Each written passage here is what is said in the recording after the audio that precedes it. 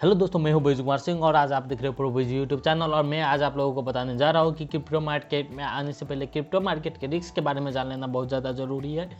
तो इसलिए आपको क्रिप्टो मार्केट के रिस्क के बारे में मैं आज आप लोगों को मैंने जो खुद ऑब्जर्व किया है और जो मैंने खुद एक्सपीरियंस किया है, तो वो सारे रिस्क वगैरह को मैंने लिस्ट बनाया है, वो सब आपको एक्सप्लेन करूंगा। और उसके बाद में जो एक्चुअल में रिस्क फैक्टर जो है क्या क्या, उसमें बहुत बड़ा रिस्क है, बहुत हाई लेवल का रिस्क है, बहुत लो लेवल का रिस्क है, उस सब के बारे में मैं बात करने वाला हूँ। और इस वीडियो में आपको जो है एक छोटा सा टिप्स भी दूंगा जिससे आप रिस्क मैनेज भी कर सकते हो और आप एक हिसाब से बोल सकते हो कि आप अपने पूरे पैसे खोने से भी बच सकते हो। क्या क्या ऐसा चीज़ है जो आपको एक ही दिन में आपको जीरो मानिए जितने भी पैसे हैं आप उससे आप जीरो पे आ सकते हो। तो ये सब रिस्क के बारे में आज मैं आप लोगों को बताने जा रहा हूँ। तो चलिए वीडियो शुरू करते हैं।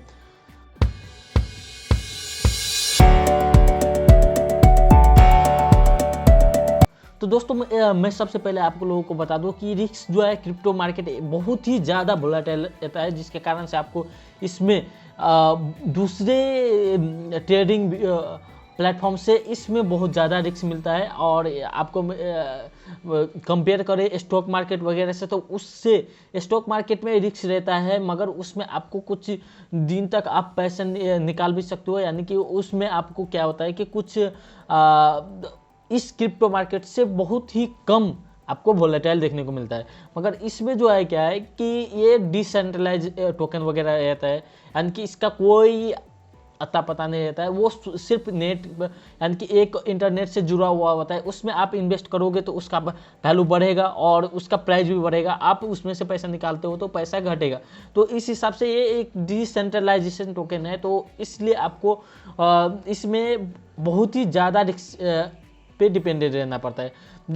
स्टॉक मार्केट और इसमें ज़्यादा कुछ फ़र्क नहीं है, मगर इसमें आपको स्टॉक मार्केट में क्या है कि आपको एक कंपनी के न्यूज़ पे डिपेंड करता है, मगर ये जो है पूरे ग्लोबल का न्यूज़ पे डिपेंड करता है कि कोई क्रिप्टो के बारे में क्या बोला, तो इससे और क्रिप्टो मार्केट के वैल्यू अप भी हो सकता है, डाउन भी हो सकता है।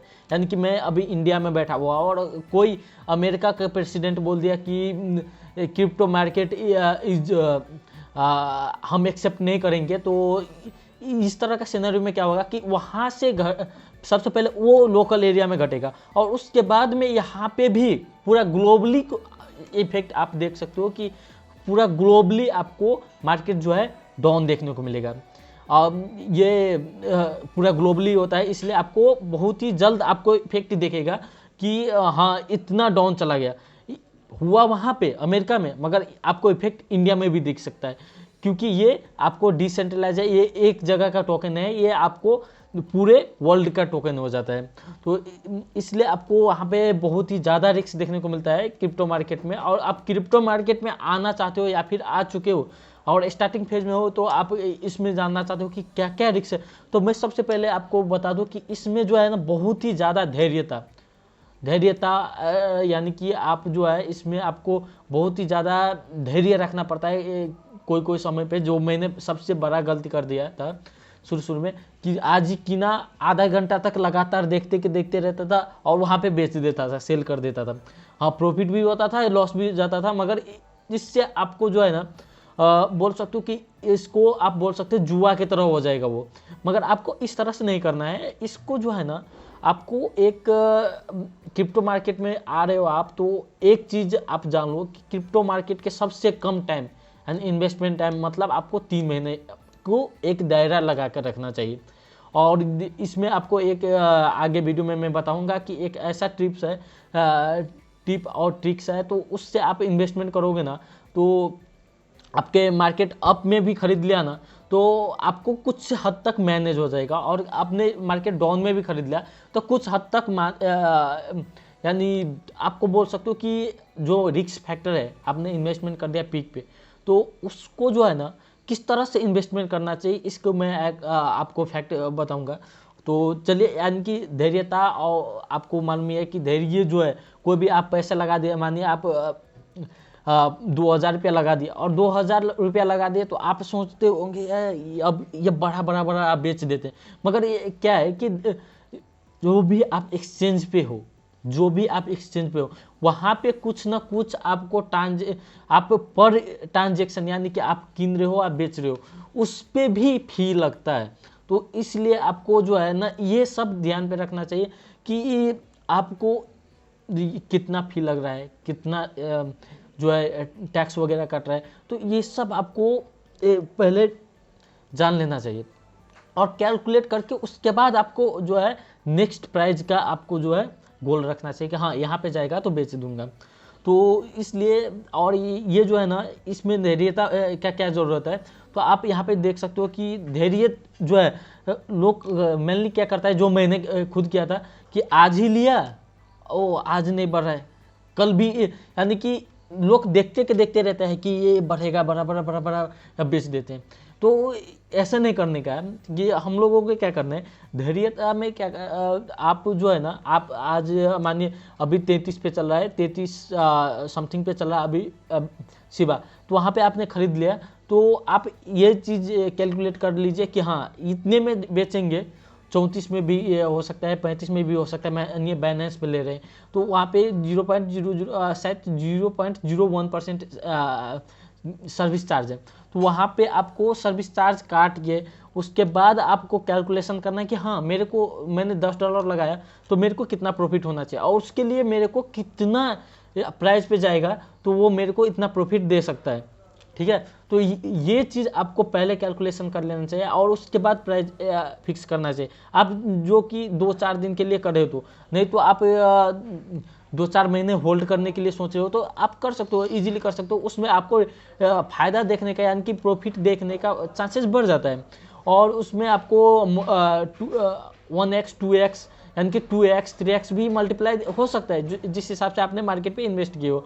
और इन्वेस्ट के मतलब है कि आपने कहाँ पे इन्वेस्ट किया है, डिप में किया कि पिक में किया, उस पर भी आप रिलाई करता है कि आप कितने प्रॉफिट ले रहे हो। तो इसलिए आपको जो है धैर्यता और संयम रखना चाहिए कि दिमाग को शांत रखना चाहिए। ऐसा नहीं कि आज अभी मैंने लगाया 33 से 100 पे अभी चल रहा है तो मैंने उतने पे सिपा लगाया और वो घट के हो गया 25-22 पे हो गया तो मैं अभी बेच दूं, जो मैंने खुद ही किया था कि हाँ ये कॉइन अभी ये चल रहा है इतने पे और यहाँ से बेच देता हूँ, फिर दूसरे कॉइन लेता हूँ, वहाँ से फिर क्या होता है कि आपको एक कॉइन जो है ना घटने लगा तो उसके रिलेटेड आप देखोगे अभी इस समय मालूम नहीं चलेगा क्योंकि आप अभी इस समय स्टार्टिंग फेज में हो।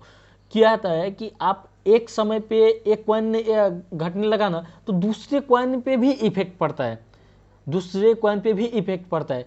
और कोई एक ही सिनेरियो में ऐसा होता है कि कोई कॉइन बढ़ रहा है तो दूसरे कॉइन घटेगा, तो ऐसा भी होता है। मगर आपको मेनली जो है ना जो कॉइन एक कॉइन घटा जैसे BTC घटा तो होल मार्केट घटने का चांसेस बढ़ जाता है।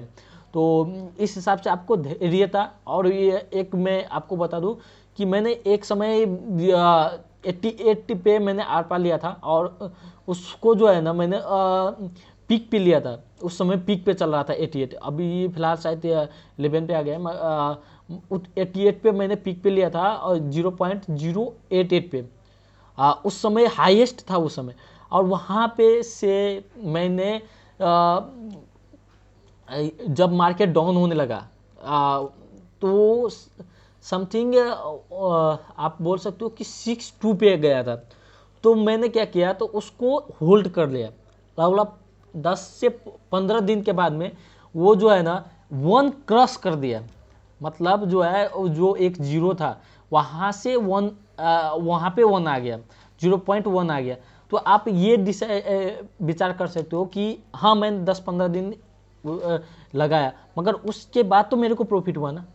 तो ऐसा नहीं सोचने का है कि ये हाँ अभी लॉस हो गया तो सेल कर देते। इसके लिए आपको धैर्य रखना होगा कि हम जो अभी आए हैं इस प्लेटफॉर्म पे क्रिप्टो मार्केट में तो हम लोगों को प्रॉफिट लेकर जाना है। ऐसा नहीं कि प्रॉफिट पैसा आप डुबाने के लिए सोच रहे हो तो कोई बात नहीं, जितने में लिए है उतने में भी आप बेचते हो ना, मान ली 3300 में लिए 3300 में भी आप बेचते हो ना तो आपको घाटा ही होगा, क्योंकि इस पे सर्विस चार्ज वगैरह भी काटता है। दूसरे नंबर में आ जाता है कि प्रॉपर इन्फॉर्मेशन, क्योंकि आपको जो है कोई भी कॉइन के बारे में आप जैसे आर पार लीजिए, कोई भी सिवा लीजिए, उस कॉइन के बारे में आपको कुछ इन्फॉर्मेशन, रिसर्च, सारे चीज़ आपको करना चाहिए खुद से। ऐसा नहीं कि 2-4 वीडियो देख लिया और उसके आधार पे करें। हाँ, हो सकता है उस पर आपको लक साथ दे तो आगे बढ़ सकते हो, या फिर डूब भी सकता है पैसा। तो इसलिए आपको प्रॉपर इन्फॉर्मेशन होना चाहिए, और आप प्रॉपर इन्फॉर्मेशन ले उसके कॉइन के बारे में, उसके कॉइन के बारे में रिसर्च करिए, और उसके बाद उस पर इन्वेस्टमेंट कीजिए। वो कॉइन का जो है किस आधार पे मार्केट अप हो रहा है, किस आधार पे डाउन हो रहा है। जैसे डॉज कॉइन के लीजिए तो उसमें इलोन मस्क ट्वीट कर देता है तो मार्केट अप चला जाता है। तो इस वो चीज़ वगैरह जो है ना, आप ध्यान कीजिए कि हाँ इस चीज़ पे अप हो रहा है, इस चीज़ पे डाउन हो रहा है, कहाँ पे ये कॉइन पे काम हो रहा है या नहीं हो रहा है, ये कॉइन किस चीज़ के लिए बनाया है, ये सब आपको जो है ना रिसर्च करना चाहिए। और उस कॉइन की पे आप रिसर्च करोगे ना तो आपको ओवरऑल आइडिया आ जाएगा कि हाँ ये कॉइन पे इन्वेस्टमेंट करना चाहिए और नहीं, ये कॉइन मेरा लिए सही है या नहीं। कोई क्या करता है कि लॉन्ग टर्म के लिए रखता है, तो वो एडीए में लगाएगा, क्या बीटीसी में लगाएगा, बीएनबी में लगाएगा, तो उस तरीके के कॉइन में लगाएगा। कोई चाहता है कि मेरे को शॉर्ट टर्म के लिए चाहिए, तो लोग क्या करेगा, तो जो कम वैल्यू वाला यानी कि कम प्राइस में है उस पे लगाएगा, जिसके कारण से उसको ग्रोथ ज़्यादा मिले, ये सोच के लगाए। तो इस तरह का आपको जो है प्रॉपर इन्फॉर्मेशन और उसका जो है फ्यूचर प्लान, उस कॉइन का फ्यूचर प्लान, ये सब के बारे में आपको जान लेना बहुत ज़्यादा ज़रूरी है। तीसरे बात आता है कि आपको प्लेटफॉर्म, आप कौन से प्लेटफॉर्म में यूज़ करें।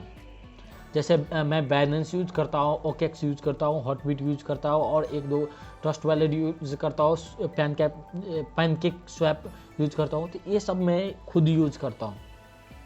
तो इसी तरह का आप कौन से प्लेटफॉर्म यूज़ कर रहे हो, उसके सर्विस चार्ज कितना है, उस पर आपको यानी कि स्टेकिंग में कितना मिलता है, ये सब चीज़ आपको जान लेना चाहिए। और सबसे बड़ी बात, जो भी प्लेटफॉर्म आप यूज़ कर रहे हो वो प्लेटफॉर्म एक्चुअल में जेन्युइन है कि नहीं है, वो प्लेटफॉर्म ट्रस्टेबल है कि नहीं है, ये सब आपको जान लेना बहुत ज़्यादा ज़रूरी बन जाता है।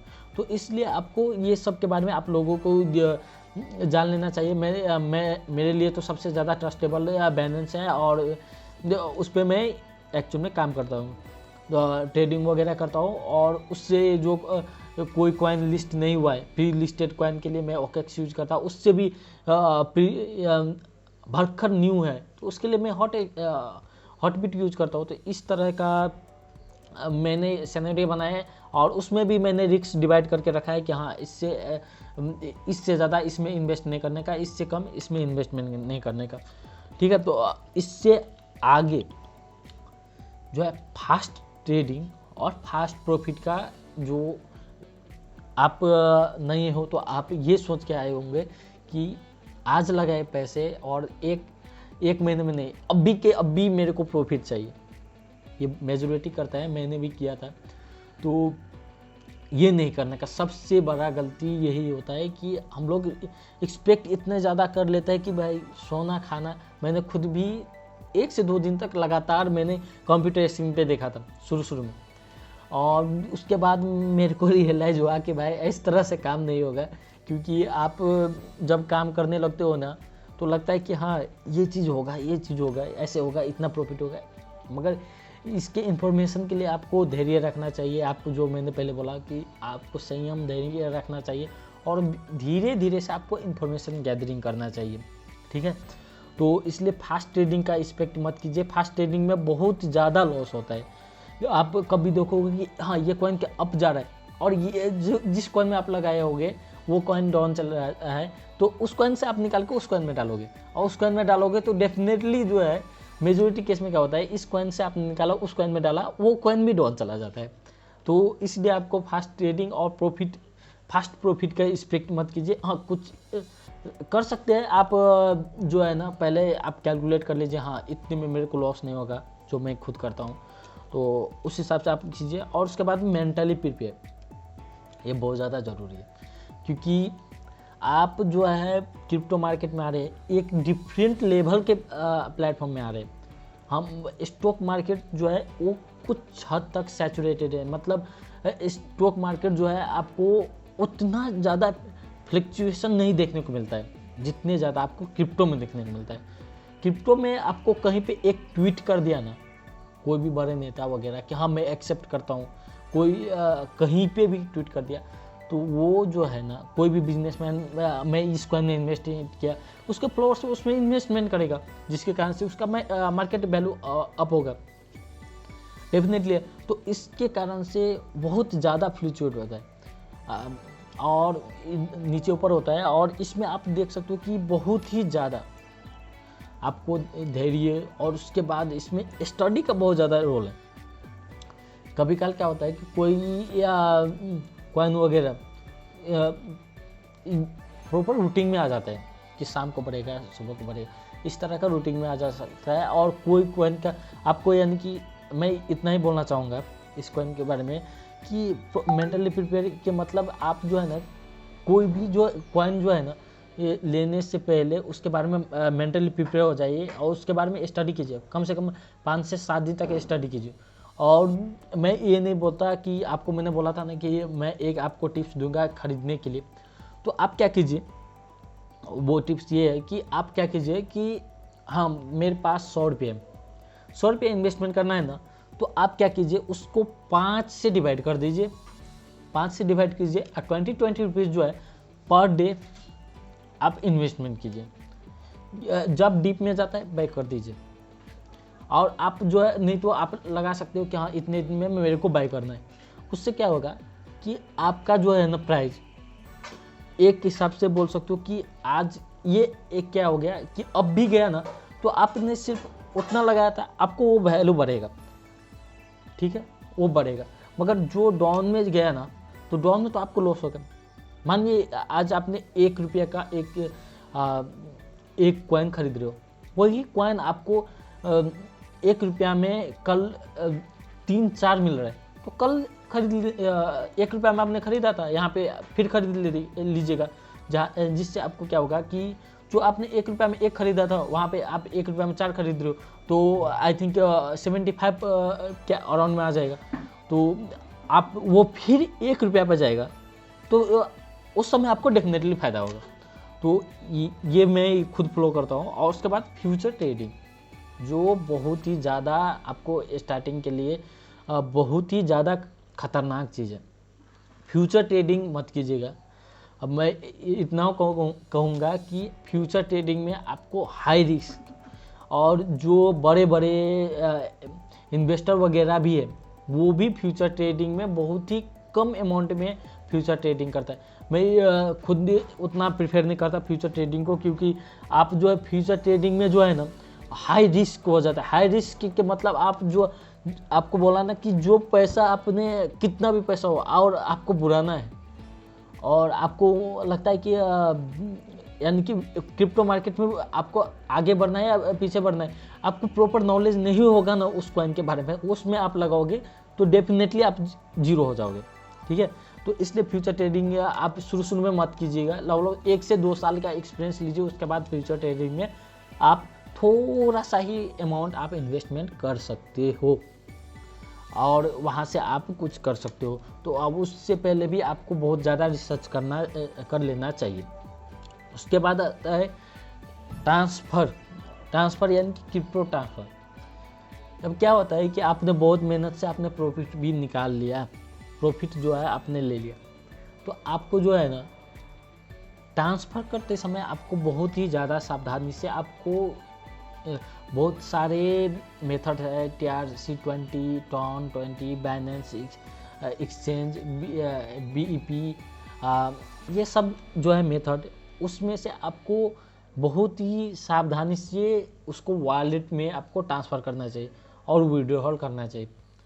तो ये सब रिस्क जो है मैंने आपको बता दिया, और ये सब रिस्क जो है मेरे को लगा कि हाँ एक्चुअल में ये सब रिस्क होता है और क्रिप्टो मार्केट में ये सब आपको जान लेना ज़रूरी है। तो आज के वीडियो के लिए इतना है, और आपको ये वीडियो अच्छा लगे तो लाइक शेयर कमेंट करना मत भूलिएगा। और इसी तरह का वीडियो दोबारा देखने के लिए, और आपको नए नए माइनिंग प्लेटफॉर्म और बहुत सारी इसी तरह का प्लेटफॉर्म वगैरह जिसमें आप इन्वेस्टमेंट करके आप अच्छे खासे अर्निंग कर सकते हो, उस प्लेटफॉर्म के लिए आप हमारे चैनल को सब्सक्राइब कीजिए। और आपको लगता है कि इस वीडियो में कुछ छूट गया है, रह गया है कहने के लिए, तो इसके लिए कमेंट भी कर दीजिए, जिससे मैं अगले वीडियो में हो सकता है तो मैं वो चीज़ आपको सुधार के और सुधारूँगा। और आज के वीडियो के लिए बस इतना ही। Thank you for watching.